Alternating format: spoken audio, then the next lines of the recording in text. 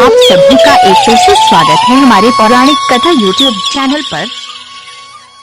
बेटे की मृत्यु के साथ ही फट गया था पिता का भी मस्तक। महर्षि वेदव्यास द्वारा रचित महाभारत में अनेक ऐसे पात्र हैं जिनके बारे में लोग कम ही जानते हैं।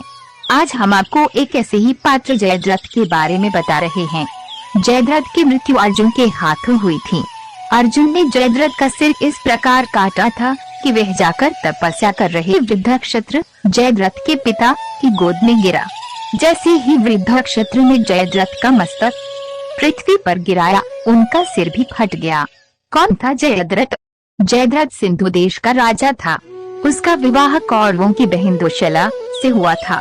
महाभारत के अनुसार जब पांडव 12 वर्ष की वनवास पर थे, तब एक दिन राजा जयद्रथ उसी जंगल में गुजरा जहाँ पांडव रह रहे थे। उस समय आश्रम में द्रौपदी को अकेला देख जयद्रथ ने उसका हरण कर लिया। जब पांडवों को यह बात पता चली तो उन्होंने पीछा कर जयद्रथ को पकड़ लिया। भीम जयद्रथ का वध करना चाहते थे, लेकिन कौरवों की बहन दुश्शला का पति होने के कारण अर्जुन ने उन्हें रोक दिया। गुस्से में आकर भीम ने जयद्रथ के बाल मूंदकर 5 चोटियां रख दी। जयद्रथ की ऐसी हालत देखकर युधिष्ठिर को उस पर दया आ गई और उन्होंने जयद्रथ को मुक्त कर दिया। जयद्रथ ने लिया था महादेव से वरदान। पांडवों से पराजित होकर जयद्रथ अपने राज्य नहीं गया। अपने अपमान का बदला लेने के लिए वह हरिद्वार जाकर भगवान शंकर को प्रसन्न करने के लिए घोर तपस्या करने लगा। तपस्या से प्रसन्न होकर भगवान शिव ने उसे दर्शन दिए और वरदान मांगने के लिए कहा। जयद्रथ ने भगवान शिव से युद्ध में पांडवों को जीतने का वरदान मांगा। तब भगवान शिव ने जयद्रथ से कहा कि पांडवों से जीतना या उन्हें मारना किसी के भी बस में नहीं है, लेकिन युद्ध में केवल एक दिन तुम अर्जुन को छोड़ शेष 4 पांडवों को युद्ध में पीछे हटा सकते हो, क्योंकि अर्जुन स्वयं भगवान नर का अवतार है, इसलिए उस पर तुम्हारा वश नहीं चलेगा। ऐसा कहकर भगवान शंकर अंतर्धान हो गए और जयद्रथ अपने राज्य में लौट गया। जयद्रथ के कारण ही हुई थी अभिमन्यु की मृत्यु। महाभारत युद्ध में जब गुरुवार द्रोणाचार्य ने युधिष्ठिर को बंदी बनाने के लिए चक्रव्यूह बनाया तो उसके मुख्य द्वार पर जयद्रथ को नियुक्त किया। योजना के अनुसार संक्षिप्तक योद्धा अर्जुन को युद्ध के लिए दूर ले गए। जब युधिष्ठिर ने देखा कि चक्रव्यूह के कारण उनके सैनिक मारे जा रहे हैं तो उन्होंने अभिमन्यु से इस व्यूह को तोड़ने के लिए कहा। अभिमन्यु ने कहा कि मुझे इस व्यूह में प्रवेश करना तो आता है, लेकिन इससे बाहर निकलने का उपाय मुझे नहीं पता।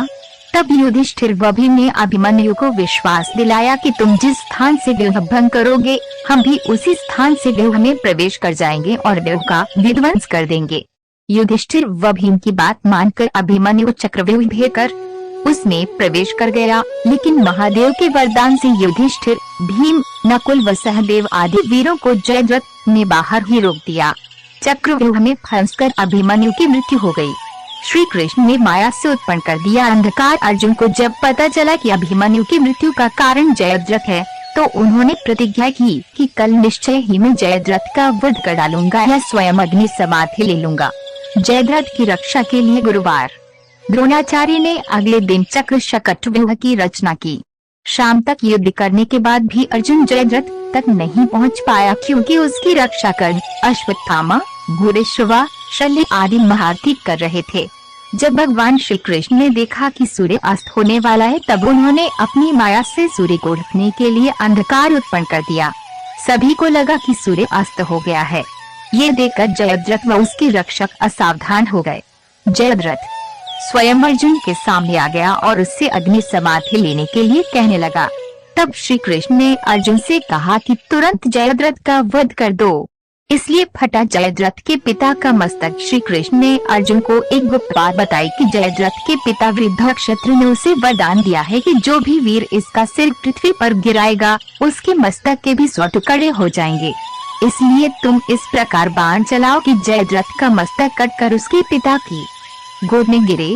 वे इस समय समंतक पंचक क्षेत्र में तपस्या कर रहे हैं।